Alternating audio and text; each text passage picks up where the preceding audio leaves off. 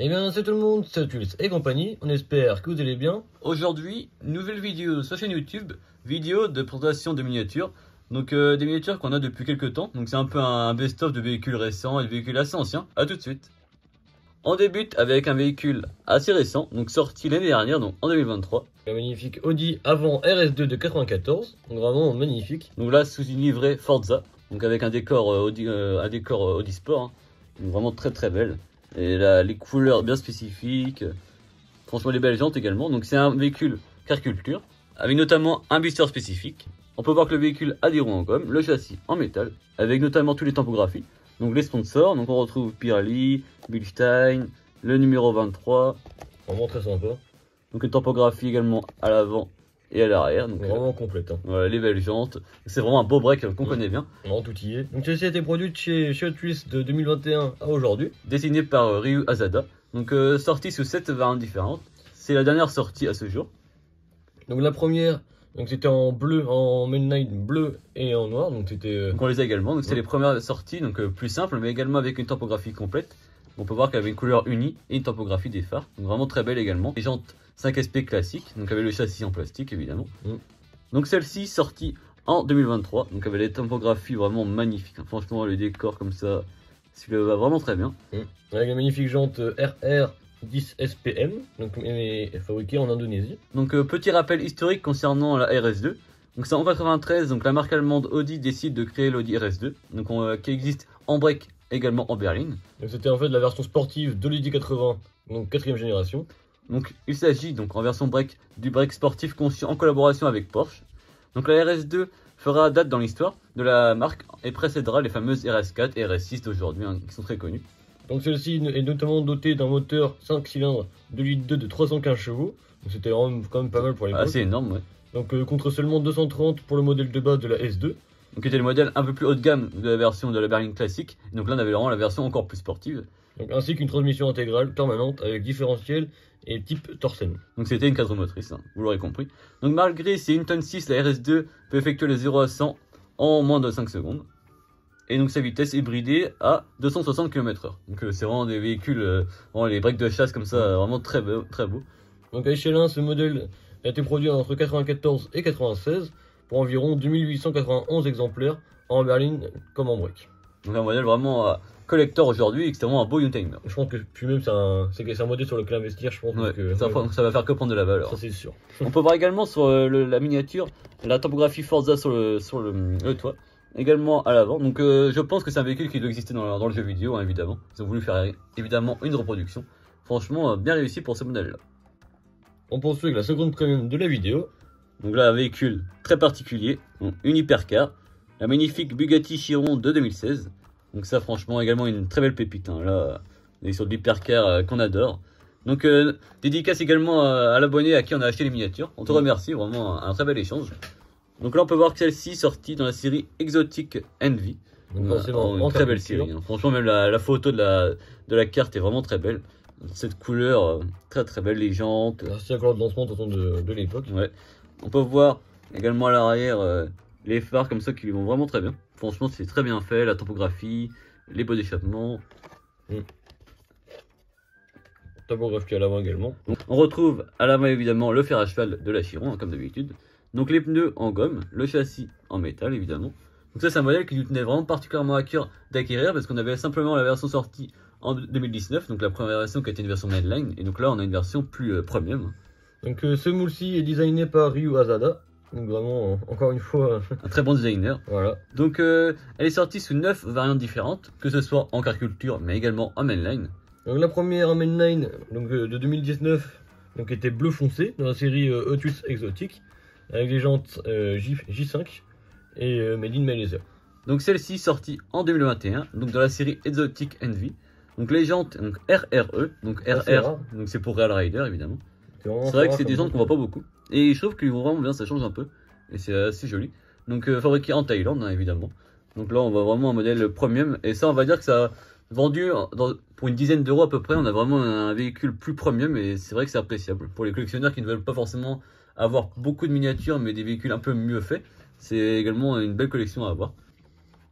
On poursuit la vidéo avec une Matchbox. Donc là ça change un peu, on repart un peu en arrière au niveau des années.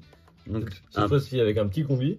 Un T3, donc magnifique, un petit blister comme ça, c'est vraiment assez original. Donc évidemment tout neuf.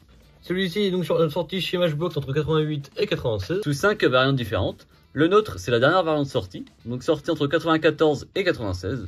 Donc on va voir, c'était une version un peu plus, on va dire... un peu plus light. Ouais. Et les décors étaient moins conventionnels par rapport aux autres versions sorties un peu avant. Donc pour la petite histoire, en fait on a déjà ce moule-ci on va dire en loose, mais on voulait aussi acquérir en boîte parce que c'était l'occasion, parce que l'occasion se présentait comme ça. Donc pour rappel, le T3 en Matchbox a le haillon ouvert qui peut s'ouvrir à l'arrière, donc c'est intéressant. Le châssis est en plastique. On retrouve les dernières jantes de Matchbox de cette époque-là qui étaient assez différentes. Donc autrement pas grand chose au niveau des topographies à l'avant ni à l'arrière. C'est vraiment ils mettent l'accent sur le décor ambulance qui est vraiment sympa. En plus en petit blister comme ça c'est assez original. Donc nous on l'a également donc sans boîte dans les premières versions qui étaient plus conventionnelles, on va dire vraiment typé ambulance avec des couleurs qu'on connaît plus. Voilà pour le petit Matchbox, donc assez intéressant. On poursuit cette vidéo cette fois-ci avec des anciens modèles, donc des modèles Redline. Donc là c'est vraiment des petites pépites qu'on a réussi à dégoter grâce à des amis collectionneurs, donc on te remercie d'ailleurs.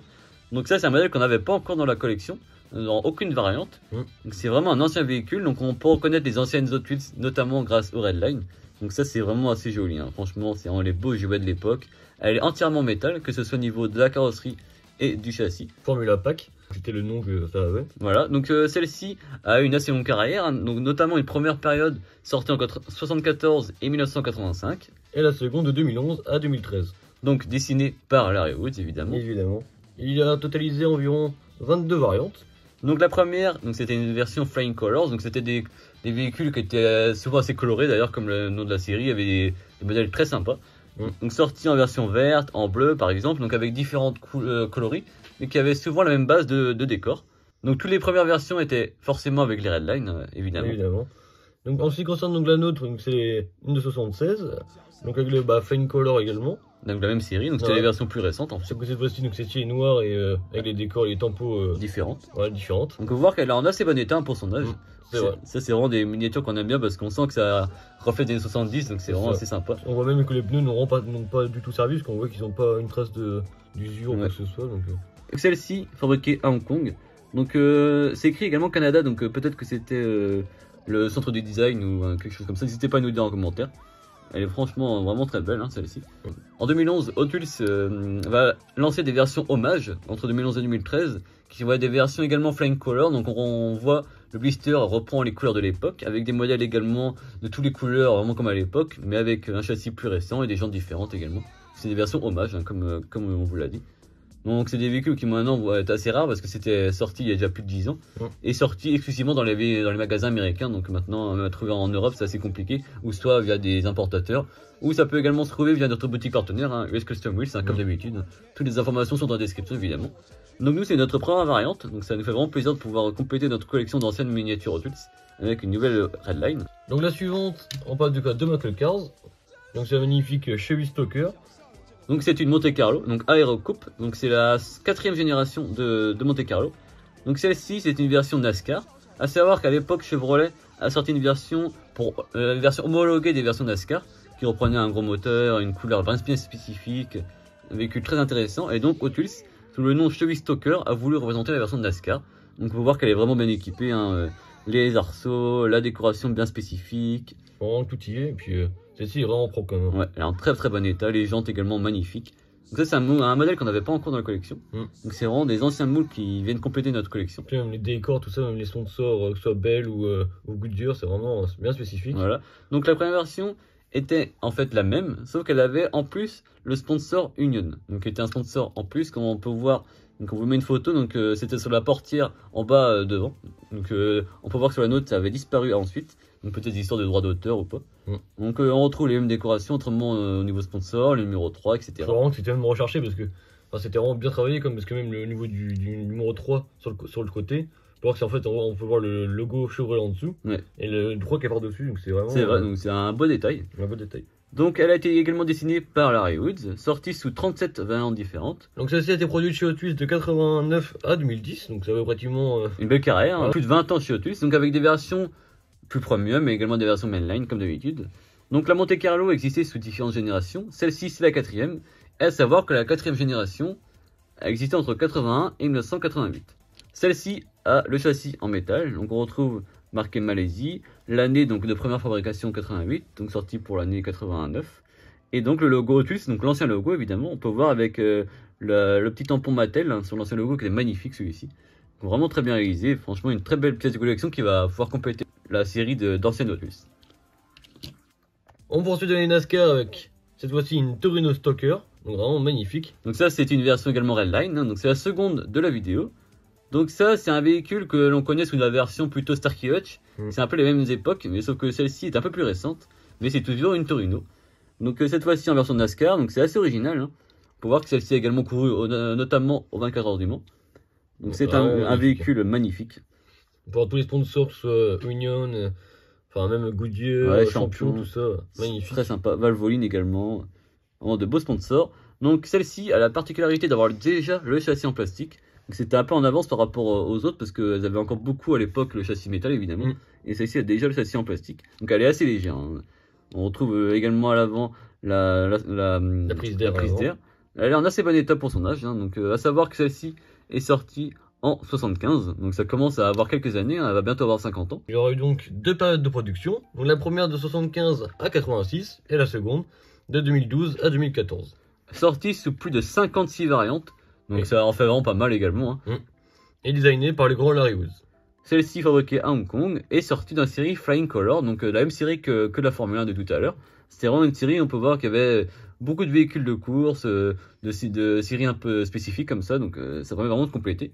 Donc à savoir que à l'époque Larry Woods faisait beaucoup de véhicules américains parce que c'était souvent ce qu'il faisait neuf à l'époque, donc c'était une représentation des voitures qui roulaient à l'époque, que ce soit en version civile mais également en version de course, donc c'est vraiment intéressant et ça reflète vraiment une époque, donc un beau modèle qu'on n'avait pas également dans la collection, dans aucune variante, donc un nouveau moule encore une fois. On termine la vidéo cette fois-ci par une Corvette Stingray, donc vraiment un modèle assez atypique. Voilà, donc ça on en a une multitude de variantes, hein. C'est vraiment un moule que tu apprécies vraiment parce que ça représente vraiment également une époque de qu'on aime bien. Donc là c'est pas la plus belle des variantes, on va dire au niveau couleur, esthétisme, mais elle est en très bon état et ça va permettre de compléter la série. Donc celle-ci est de 2001, donc c'est une mainline classique, hein. À l'époque elle était sortie en blister commun. Donc le châssis est en métal. On peut voir des flammes sur les côtés, donc qui sont vraiment, on va dire, dignes de l'époque. Voilà. Elle est vraiment en très bon état et assez lourde également parce qu'avec le châssis en métal, elle est vraiment lourde. Donc ce moule-ci est sorti donc en 76. Voilà pourquoi c'est marqué en fait 75 sur le châssis. Souvent l'année que vous voyez sur le châssis, c'est l'année d'avant la mise en fabrication, la mise en vente, parce qu'évidemment elle est fabriquée un an avant évidemment. Donc la nôtre, fabriquée en Thaïlande, avec les jantes 5 SP comme d'habitude. Hein. Donc ça c'est un moule, les premières variantes étaient sorties dans les couleurs Flying Color également. En 76, pour les premières versions, on retrouvait les codes des Flying Color. Donc évidemment, les couleurs flashy, et puis aussi également les Redline. Voilà, donc comme celle qu'on vous a présentée avant. Et donc celle-ci qui est plus récente, on retrouvait des choses qui étaient plutôt à la mode à cette époque-là, en 2001. On arrive donc à la fin de la vidéo. N'hésitez pas à nous dire dans les commentaires quel a été votre modèle préféré de la vidéo. Pour moi, j'ai adoré la Chiron et les vieilles Redline, c'est vraiment deux époques différentes mais qui ont vraiment du charme. Moi j'ai adoré les RS2 et puis j'aime bien aussi la Torino. Ouais. Vraiment des beaux modèles. Le T3 quand même. Voilà, le T3 évidemment. Clin d'œil. Il est un peu à part parce qu'évidemment les VV c'est vraiment ce qui nous tient à cœur, donc vraiment des beaux modèles qui permettent de compléter les collections, donc vraiment super. N'hésitez pas également à vous abonner sans oublier la petite cloche pour ne louper aucune prochaine vidéo. À plus.